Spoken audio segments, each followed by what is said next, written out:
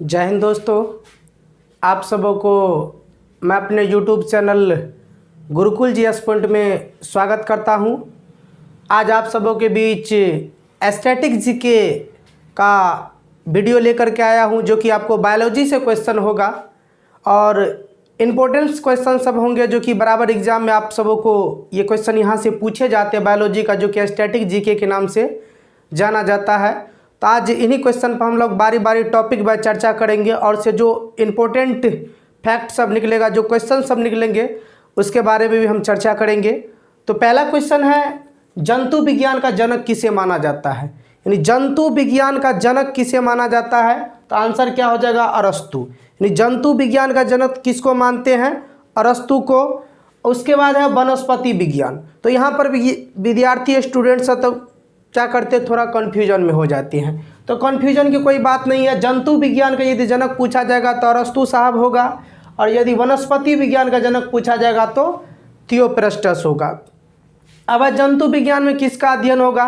तो जंतु विज्ञान में जानवर सबका अध्ययन होगा, और वनस्पति विज्ञान में जैसे पेड़ पौधा सबका अध्ययन होगा।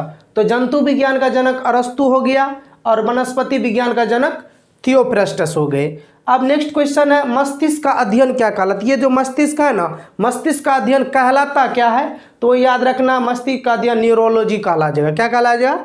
न्यूरोलॉजी। न्यूरोलॉजी में किसका अध्ययन किया जाएगा? तो न्यूरोलॉजी में जो अध्ययन किया जाएगा वो आपको मस्तिष्क का अध्ययन किया जाएगा। नेक्स्ट बनता है, मस्तिष्क और मेरुरज्जु केंद्रीय तंत्रिका तंत्र का भाग है। CNS हम लोग का ये जो पूरे तंत्रिका तंत्र कितने भागों में बांटा है मानव शरीर? तो 3 भागों में, CNS, PNS और ANS। तो ये मस्तिष्क और मेरुरज्जु जो है केंद्रीय तंत्रिका तंत्र का भाग है। मस्तिष्क और मेरुरज्जु ये CNS का भाग है। CNS का फुल फॉर्म होता है केंद्रीय तंत्रिका तंत्र। और पूरे मानव शरीर को कितना भागों में बांटा गया है? 3 भागों में, CNS, PNS और ANS। नेक्स्ट क्वेश्चन है, मानव मस्तिष्क का वजन कितना होता है? ये भी क्वेश्चन कई बार एग्जाम में पूछा गया है कि मानव मस्तिष्क का वजन कितना होता है। तो याद रखना, मानव मस्तिष्क का वजन 1350 से लेकर के 1400 ग्राम के बीच पाया जाता है। एग्जाम में आपको 1300 भी रह सकता है, 1350 भी रह सकता है, 1400 भी रह सकता है और 1450 भी रखता है। और याद रखिएगा, ऐसा ऑप्शन आपको एक ही कोई मिलेगा। ऑप्शन 4 को जो रहता है उसमें एक ही ऑप्शन ऐसा रहेगा, अन्यथा सब भिन्न रहेगा। तो मानव मस्तिष्क का वजन कितना हो जाएगा? 1350 से 1450 ग्राम। और एक पॉइंट याद रखना कि महिला में जो है ना 100 ग्राम कम होता है। नेक्स्ट पॉइंट है, मानव मस्तिष्क खोपड़ी की अस्थि के नीचे होता है। मानव ये मस्तिष्क जो कहाँ पाया जाता है? खोपड़ी में जो अस्थि है ना, हड्डी जो उसके नीचे पाया जाता है और सुरक्षित है वहाँ पर। तो याद रखना है, मानव मस्तिष्क खोपड़ी की अस्थि के नीचे है और सुरक्षित रूप से वहाँ पर रहता है। नेक्स्ट क्वेश्चन है, प्रमस्तिष्क, हाइपोथैलेमस, थैलेमस किसका भाग है? क्या सब बोले हैं? प्रमस्तिष्क, हाइपोथैलेमस, थैलेमस ये जो है अग्र मस्तिष्क का भाग है। यानी मानव शरीर का जो अग्र मस्तिष्क है उसी के भाग है प्रमस्तिष्क, हाइपोथैलेमस और थैलेमस। किसका भाग है? तो याद रखना है, अग्र मस्तिष्क के ये भाग है। नेक्स्ट है, मस्तिष्क का सबसे बड़ा भाग कौन सा होता है? ये कई बार एग्जाम में पूछा गया है कि मस्तिष्क का सबसे बड़ा भाग कौन है? तो याद रखना, मस्तिष्क का सबसे बड़ा भाग कौन सा है? प्रमस्तिष्क। और इंग्लिश में इसको क्या बोलते हैं? सेरेब्रम बोलते हैं। क्या बोलते हैं? सेरेब्रम। हो सकता है एग्जाम में आपको ये सेरेब्रम ही दे दे, क्योंकि बायोलॉजी यदि आप पढ़ते हैं तो आपको इंग्लिश याद रखना पड़ेगा वर्ड सब का। तो मस्तिष्क का सबसे बड़ा भाग कौन सा हो जाएगा? प्रमस्तिष्क हो जाएगा। अब है लव, हिंदी में इसको प्यार बोलते हैं, हैट घिरना, पेन सुख या दुख या दर्द, भूख लगना, प्यास लगना, गर्मी लगना, सर्दी लगना आदि, ये सब घटना के लिए जिम्मेवार कौन है? तो हाइपोथैलेमस है। मान ले कभी होता ना, कभी कोई बोलता है हम प्यार किए थे दिल टूट गया, तो ऐसा दिल उल कोई टूटता नहीं होता है। यदि प्यार होता है किसी से, यदि किसी से घृणा हो और किसी से दुख या दर्द होता है, दुख यदि शरीर में मान लीजिए कोई कुछ कहा और हमको दुख हुआ और बहुत दर्द महसूस किया, चोट लगने पर भी दर्द महसूस होता है, तो ये सारी घटना कब होगी? और भूख जब लगेगा, मान लीजिए भूख लगेगा तो उसका काम किसको है बताना? हाइपोथैलेमस का। या प्यास लगना, प्यास भी लगेगा तो हाइपोथैलेमस ये इसके लिए जिम्मेवार होता है। सर्दी लगना, गर्मी लगना, ये सारों बातों के लिए कौन जिम्मेवार है? तो याद रखिए, इन सारी बातों के लिए जिम्मेवार है आपको हाइपोथैलेमस। उसके बाद है मेरुरज्जु, जिसको हम लोग इंग्लिश में स्पाइनल कॉर्ड बोलते हैं। तो मेरुरज्जु जो है कशेरुक दंड के अंदर होता है, और ये कशेरुक दंड कहाँ होता है? रीढ़ की हड्डी के अंदर होता है। तो मेरुरज्जु कहाँ पाया जाता है? शरीर कशेरुक दंड के अंदर ये पाया जाता है। नेक्स्ट है, विभिन्न अंगों को मस्तिष्क से जोड़ने का कार्य कौन करता है? विभिन्न अंग, जितना भी शरीर इधर से गया अंग सारे, उसको जोड़ने का काम कौन करेगा? तो मेरुरज्जु करता है। विभिन्न अंगों को मस्तिष्क से जोड़ने का काम, मान लीजिए इधर से जितना भी अंग सब सारा गया है और यहाँ पर स्पाइनल कोड लगा हुआ, तो स्पाइनल कोड का काम क्या है? उसको मस्तिष्क से अटैच करने का काम है। तो याद रखना, विभिन्न अंगों को मस्तिष्क से जोड़ने का कार्य कौन करेगा? तो यह आपको मेरुरज्जु करेगा। नेक्स्ट पॉइंट है, आपातकालीन स्थिति में निर्णय किसके द्वारा लिया जाए? तो मान लीजिए कभी एकाएक कोई निर्णय लेना है, यानी सोच समझ के निर्णय लेना है कि नहीं, हमको जल्दी डिसीजन चाहिए, तो आपातकालीन स्थिति में निर्णय किसके द्वारा लिया जाएगा? तो आपातकालीन स्थिति में निर्णय जो आपको मेरुरज्जु के द्वारा ही लिया जाता है। नेक्स्ट है, जब कोई घटना रहस्यमय बन जाती है, मान लीजिए कोई घटना रहस्यमय बन जाती है, उसको जानना जरूरी है, तो ये उसमें जो है आपको नार्को टेस्ट किया जाता है।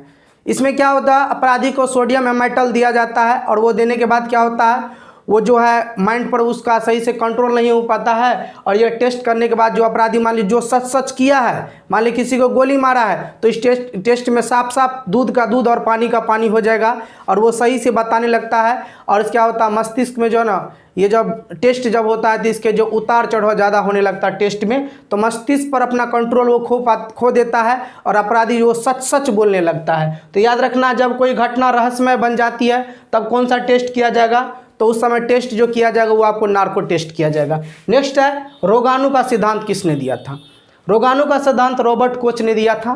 किसने दिया था? ये जो रोग सब बीमारी सब होती है इसके बारे में किसने बताया था? सिद्धांत किसने दिया था? तो याद रखना, रॉबर्ट कोच के द्वारा ये सिद्धांत आपको दिया गया था। अब है मंकी पॉक्स, ये एक विषाणु जनित रोग है। क्या है? मंकी पॉक्स से लगता है ना, ये भी बंदर से ही फैलता होगा, नाम से ही मालूम हो रहा है कि ये बंदर से बीमारी फैलेंगे जो कि वायरस के द्वारा होगा। तो मंकी पॉक्स जो होगा बीमारी अफ्रीका के जंगलों में बंदरों में पाया जाता है। मंकी पॉक्स बीमारी कहाँ पाया जाता है? क्योंकि अफ्रीका में बड़े बड़े जंगल पाए जाते हैं, घने घने जंगल वहाँ पर रहते हैं, तो वहाँ पर जो है ना ये मंकी पॉक्स बीमारी ये वायरस के द्वारा जो होता है, बंदरों के द्वारा जो फैलता है, वहाँ पर ज़्यादा होने की संभावना होती है और वहीं से ये बीमारी फैला भी था। तो याद रखना, मंकी पॉक्स किसके कारण होगा? तो याद रखिएगा, बंदरों के द्वारा होगा। और ये कहाँ पर पाया गया था? तो अफ्रीका के जंगलों में, क्योंकि वहाँ पर बड़े घने घने जंगल है। नेक्स्ट है निपाह वायरस, ये भी आपको वायरस के द्वारा विषाणु के द्वारा ही बीमारी होगा। तो निपाह किसके द्वारा होगा? चमगादड़ में पाया जाता है। ये वायरस किस में पाया जाता है? Nipah virus. तो याद रखना, ये चमगादड़ में आपको पाए जाएंगे। तो ये कैसे होगा? ह्यूमन में। तो ह्यूमन में यदि चमगादड़ किसी फल को खाएंगे, फ्रूट को, तो फ्रूट से मानव में भी हो सकता है, या कोई सड़े गले पदार्थ पर यदि बैठेंगे चमगादड़ तो वायु में आएगा, वायु से फिर ह्यूमन में फैल सकता है। अब नेक्स्ट है इबोला वायरस।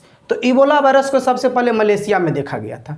इबोला वायरस को कहाँ पर देखा गया था सबसे पहले? तो याद रखना, इबोला वायरस का सबसे पहले जो है ना मलेशिया में देखा गया था। और इबोला वायरस अफ्रीका के देश से फैला था। जिस तरह भी कोरोना वायरस फैला हुआ है ना, कोरोना वायरस कहाँ से फैला? तो चीन के वुहान शहर से।